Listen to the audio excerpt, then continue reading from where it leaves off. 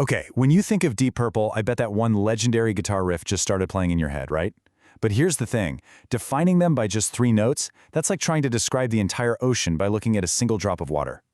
So let's dive in, because the real story of these rock titans is way more complex, contradictory, and honestly, just more fascinating than you probably think. I mean, their catalog is just unreal. These aren't just songs, they are foundational pillars of hard rock. But the stories behind the music and the band that actually made it, well, that's where you find all the bizarre twists, the fiery conflicts, and some truly unbelievable accidents. All right, so here's the plan. We're going to peel back the layers on this incredible story. We'll start with how rock met the orchestra, get into their famous revolving door of members, talk about the song that was born from a literal fire, uncover a surprising connection to Black Sabbath, and a whole lot more. First up, long before it was a cool thing for rock bands to do, Deep Purple did something that was, well, pretty out there. They took the stage with a full-blown symphony orchestra. And you have to remember, this was 1969. This whole project was the brainchild of their keyboardist, the classically trained John Lord. For him, this wasn't a stunt. This was a profound artistic statement, a way to smash the worlds of Bach and blistering hard rock together. But, and this is kind of the story of Deep Purple, not everyone was on board. Guitarist Ritchie Blackmore, he absolutely hated it. He called it a total gimmick and thought it was a calamity. And right there, you see the creative tug-of-war that was always at the heart of this band. High art versus raw brute force power. And that internal tension? Yeah, that was not a one-time thing. In fact, it leads us perfectly into our next point, the band's notoriously complex and ever-changing roster of members. Over their long career, Deep Purple has had at least 9 distinct official lineups, what fans call marks. And through all of that turmoil, all the ego clashes and seismic musical shifts, there has been one and only one constant, the incredible drummer, Ian Paice. He's the anchor. And get this timeline? This is just a snapshot of the chaos from the 70s.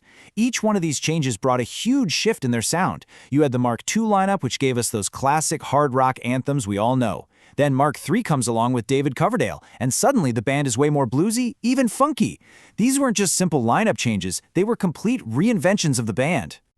All right, so this next one, it's the kind of story that's so unbelievable, it just has to be true. It's about how a literal disaster gave birth to one of the most famous songs in the history of rock and roll. Now, this isn't some rock and roll myth, this is exactly how it went down. The band was all set to record their masterpiece, Machine Head, at the Montreux Casino. But the night before, during a Frank Zappa concert, as the lyrics say, some stupid with a flare gun burned the whole place to the ground. From their hotel room, the band just stood there and watched the smoke from this massive fire drift across the water of Lake Geneva. And here is the absolute best part, the incredible twist.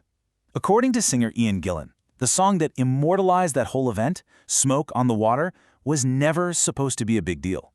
They were actually short on material for the album and just needed to fill about 7 minutes. So that legendary track, to them, it was just filler. Can you even imagine? So we've talked about their music and the chaos, but what about their actual identity? I mean, where did that name even come from? Well, turns out that wasn't set in stone at first either. Yep, roundabout. The original idea was that the band would be a musical roundabout, where musicians could just hop on and off the project whenever they wanted.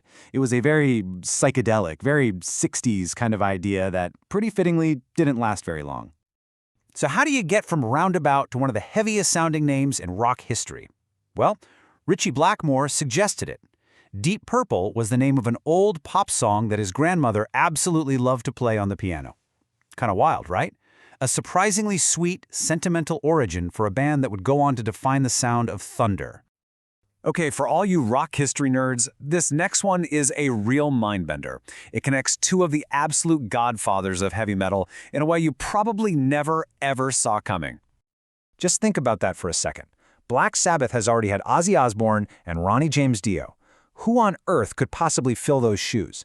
The list of singers who could even attempt that is pretty short. You heard that right. For one bizarre album, Born Again, and the tour that followed, the voice of Deep Purple was also the voice of Black Sabbath. It was this strange, brief, and incredibly loud moment in rock history where 2 absolute monumental worlds just collided. So, when you put it all together, the lineup changes, the orchestra, the fires, the accidents, How in the world did all that chaos lead to such a monumental legacy? Well, it really all comes down to their unique musical blueprint. So check this out. On one side, you've got a solo from Ritchie Blackmore. See how it's structured, it's melodic, it's full of these little patterns inspired by classical music. Then on the other side, you have a more traditional blues rock solo, which mostly sticks to those familiar patterns. What Blackmore did was fuse the two. He created this virtuosic style that was just faster, more intricate, and way more complex than almost anyone else was doing at the time. And that really captures their whole impact, you know? They were never just one thing. They were pioneers of rock classical fusion. They practically defined hard rock with Machine Head. And Blackmore's guitar playing created a blueprint for basically every metal guitarist that followed. But maybe most importantly, they proved that a band could be a chaotic, messy, ever-changing thing and still become absolutely legendary. That's really the question, isn't it? And it's what makes them so special.